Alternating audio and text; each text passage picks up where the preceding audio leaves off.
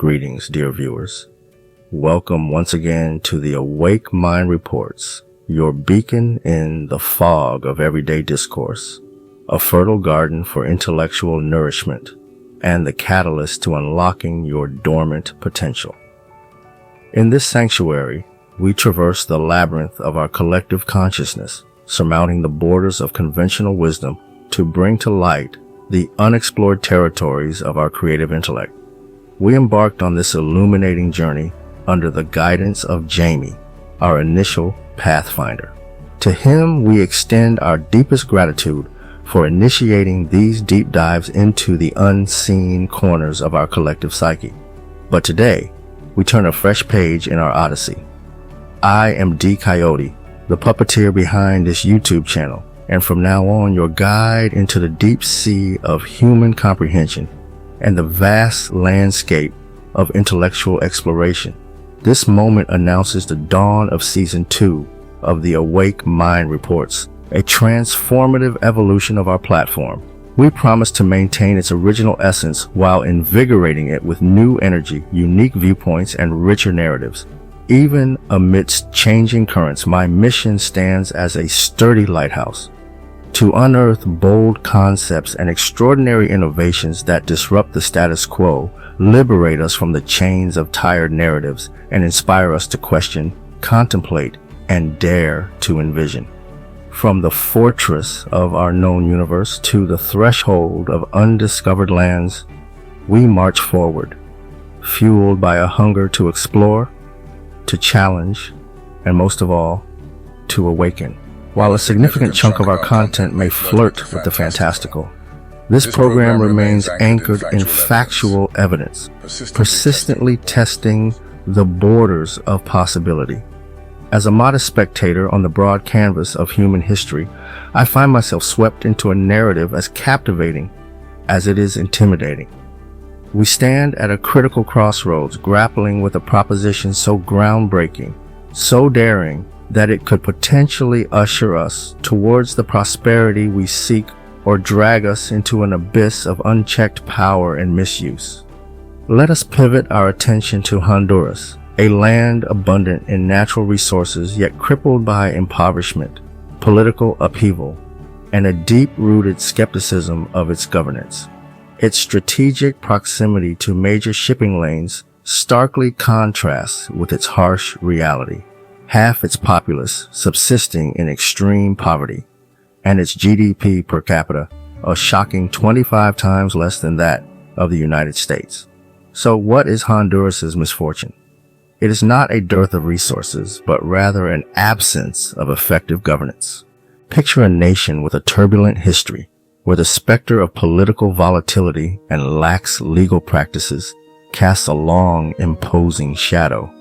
It's a place where the soil is steeped in stories of turmoil and unrest, so much so that its people, in a desperate bid for a better life, attempt to cross borders, seeking solace on foreign shores. The sheer scale of this exodus is staggering, with over 73,000 encounters reported by U.S. Customs and Border Protection. Imagine the desperation that would drive such an undertaking. Yet, this nation is not without its phoenix moments. There's been a shift, a political pivot, if you will, led by Xiomara Castro, the country's first democratic socialist president. She speaks of a refounding, a radical reshaping of the nation's constitution, a shift towards public ownership of key sectors. A noble idea, no doubt, yet it's met with a chorus of skepticism, as you'd expect. Intriguingly, running parallel to this upheaval, there's another refounding in motion. Imagine a group of maverick investors, cut from a different cloth, who see opportunity amidst chaos. Their dream, a prosperity overhaul via the principles of free private cities and charter cities. Leading this charge is Joel Baumgar, a man whose ambition matches his vision, a Singaporean model right in the heart of Central America. The chosen site for this audacious project? Roatan, a Honduran island echoing with the promise of a new Hong Kong, a tourist hotspot about to molt, about to embrace its destiny as a free market economy. For Baumgar and his ilk, Prospera is more than just a patch of land. It's a paradigm shift, an opportunity to deliver governance as a service, a public-private partnership unlike any before. Their leader, CEO Eric Bremen, believes it isn't about the geography, but rather the rule book that governs it. He sees the key to prosperity in the 58 acres that were once a lush jungle, where Prospera is taking root, all thanks to a 2013 law that enables this radical autonomy. But let's not be naive. There are obstacles. President Castro, the champion of public ownership, sees Prospera as a criminal infringement on Honduran sovereignty. Her vow to repeal the law that breathed life into the project poses a formidable threat. But Bremen, that tenacious soul, clings to the protective mantle of international treaties. This, my friend, is not a trivial game. At stake is not just the $10 billion invested, but the future of a nation, the fate of its governance, and the essence of free market principles. This is a riveting saga unfolding, where the ending is yet to be written. I can't help but watch and hope that this story finds its resolution. Now, let's turn our attention to an individual of significance, Crier Fernando Garcia. Appointed by President Castro, Garcia finds himself in the hot seat as the Presidential Commissioner against the Zdecio Territorial. His claim that Prospera is not a threat to Honduran sovereignty, but rather a testament to it. Intriguing, wouldn't you say? He builds his argument on the concept that sovereignty emerges from the people, a powerful expression of self-determination, not just the institutional rulers. In the heart of this unfolding story, we find another character, Jorge Calendaros, who might be considered Prospera's equivalent of a mayor. He paints a disheartening image of corruption, an evil that permeates the very fabric of governmental institutions. This corruption, he claims, is the adversary that Prospera seeks to vanquish. Picture a society designed around principles of non-aggression, self-ownership, and rule of law, aimed at nurturing investments that, he insists, shy away from crooked governance. Here's a concept that particularly piqued my interest: voice and exit. As Prospera's population crosses the 10,000 threshold, residents earn the power to elect the majority of the city council. But Calendaros argues that the true empowerment comes in the form of exit, the power to vote with one's feet. If the rules don't appeal, one can simply pack up and leave. An intriguing approach, no doubt, but it begs the question, will it truly ward off corruption, or simply nurture a governance model tailored for those with the resources to exit? Now, let's take a detour to Prospera's approach towards currency. As you recall, Honduras faced inflation rates peaking at 34% in the 90s. While the current rate hovers around 9%, Prospera has embarked on a different trajectory. It endorses the use of Bitcoin, with local businesses embracing cryptocurrency as their primary transaction mode. A prudent move to ward off governmental woes, or a step towards uncharted issues? Only time will tell. Through all these transitions, Prospera remains an exercise in flexibility and experimentation. Yet, it's worth noting that this experiment has not gone unnoticed. The local populace, understandably, is apprehensive. The past casts a long shadow, especially the memory of Sam Zamuri's successful coup backed by American businesses. Despite these anxieties and criticisms, Prospera's allure seems to endure, continuing to attract interest from diverse industries. This journey raises a fundamental question. What does sovereignty truly mean? Is it an intrinsic attribute of the state, or does it lie with the people? And what happens when these people decide to tread an unconventional path? Prospera, my friends, is an experiment that prompts us to question, to rethink, and to pursue better solutions. It might bloom or it might flounder, but in the pursuit of this daring dream, we can't help but grow. The result could impact not just Honduras, but the world at large. Meanwhile, back on the island of Roatan, there are tales of transformation. Picture a carpenter, once mired in the wasteful excess of construction materials, now fashioning them into furniture. A display of human ingenuity at its finest, wouldn't you agree? Then there's Virginia Cecilia Mann, a beacon of hope emerging from the neighboring village of Crawfish Rock. She has become the head cook at Prospera, a transformative force breathing life into a community that once seemed forgotten. How many of these folks do you suppose were once shackled by circumstances not of their own making, hindered by lack of education, language barriers, or familial responsibilities from securing gainful employment? Prospera steps in to change the game. It offers more than jobs. It creates an environment where working mothers can balance their professional and familial responsibilities. Picture the ripple effects of such an initiative: stable income, close proximity to home, a promise of a brighter future. Is this not a revolution in its own right? Yet, Mann's ambitions don't end there.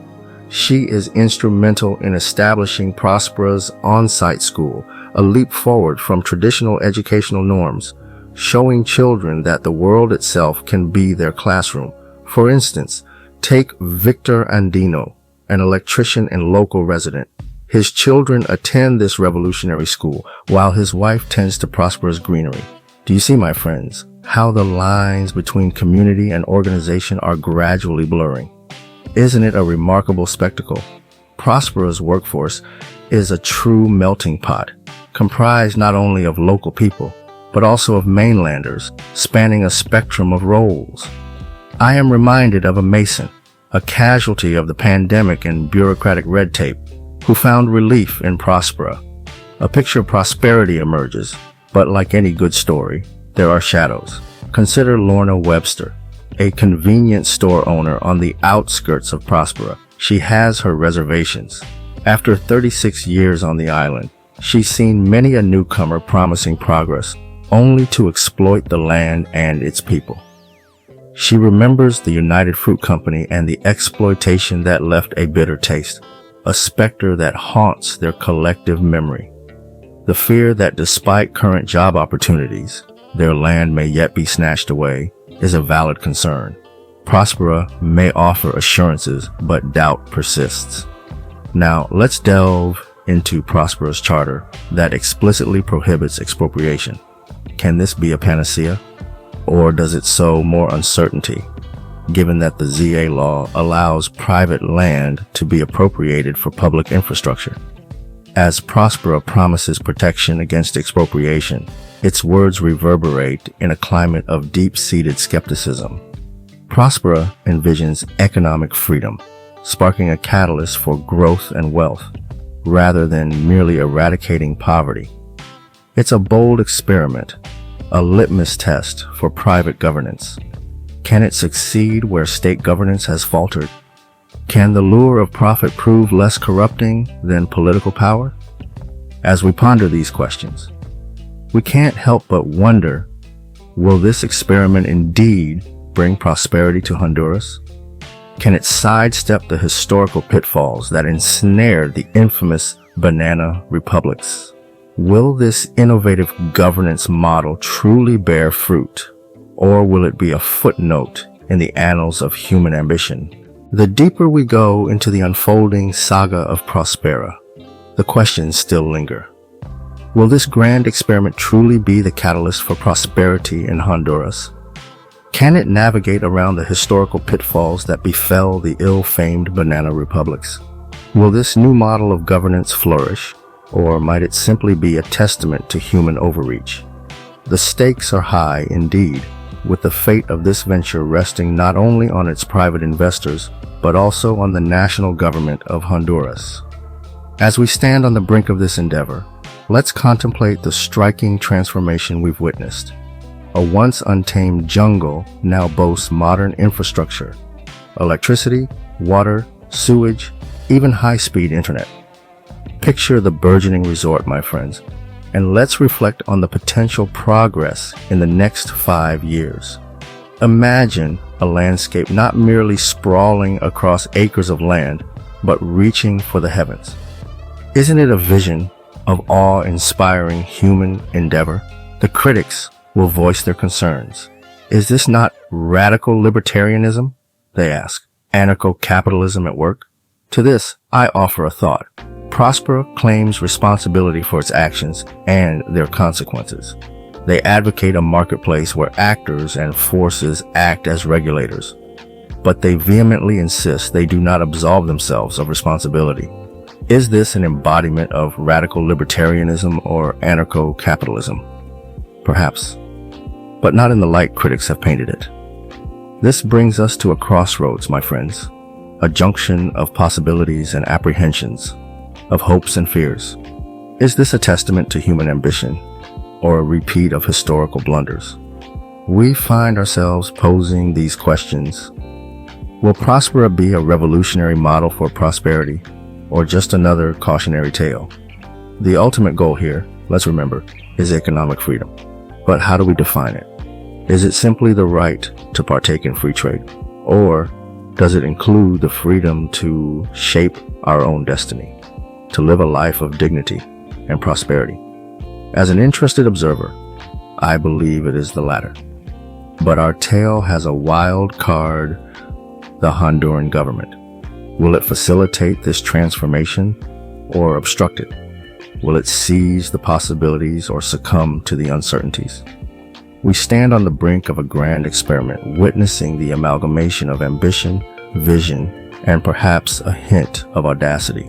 This is a story still being penned, with each new chapter holding the potential to reshape the economic landscape of Honduras and possibly the world. And for now, we draw the curtains on this journey of exploration. But remember that the purpose of our discourse isn't to dictate a narrative or prescribe a solution. It is to expand the realm of thought, to awaken minds to the infinite possibilities when we challenge the status quo. As we conclude this chapter, see it not as an end, but a beginning to more questions, more exploration, more awakening. The story of Prospera Inc. is ongoing, as is the ever-evolving narrative of human potential, creativity, and adaptability. Until we reconvene on this platform of curiosity and open-minded exploration, I implore you to keep questioning, to continue pondering, to never cease dreaming. This has been our journey together, your companion in the quest for deeper understanding. Until our paths cross again on this intellectual adventure, continue to explore, to question, to awaken.